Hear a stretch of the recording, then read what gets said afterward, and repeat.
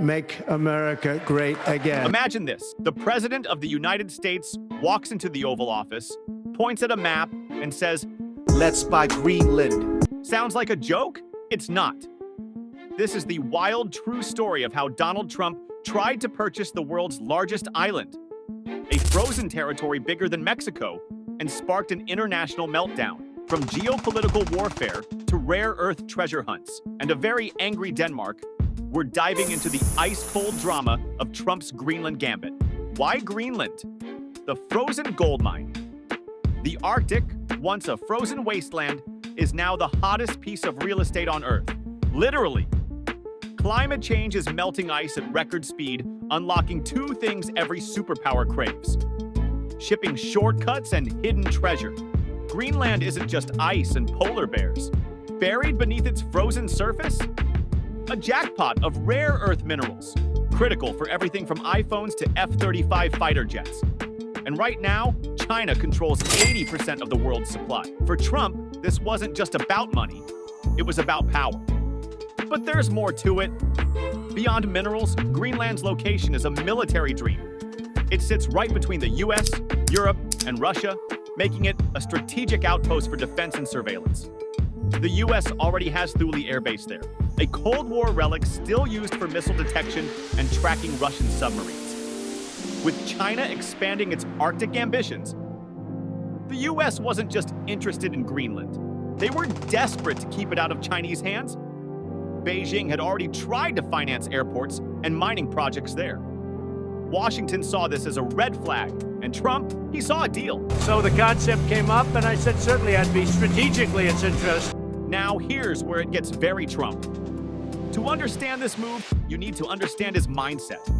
Everything's a deal. Skyscrapers, casinos, even countries. To him, Greenland wasn't a sovereign territory. It was a fixer-upper with potential. And this wasn't a new idea. The US has a history of buying land.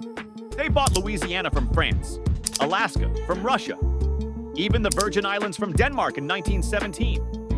And believe it or not, the idea of buying Greenland, it's been on the table before.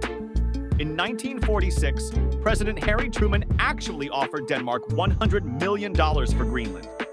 Denmark refused, but the US still kept close military ties with the island. Trump wasn't crazy to think the US could buy it. But there was a huge problem. Greenland isn't just a piece of land. It's home to 56,000 people. And those people, they weren't for sale. Denmark's reaction? Absolute outrage. When news of Trump's offer leaked, Denmark's prime minister didn't hold back. She called the idea absurd. And Greenlanders? They said they'd rather drink bleach than sell. Trump, never one to handle rejection well, threw a tantrum fit for a reality TV finale. He canceled a state visit to Denmark, sparking headlines like "Diplomacy, Ice Cold."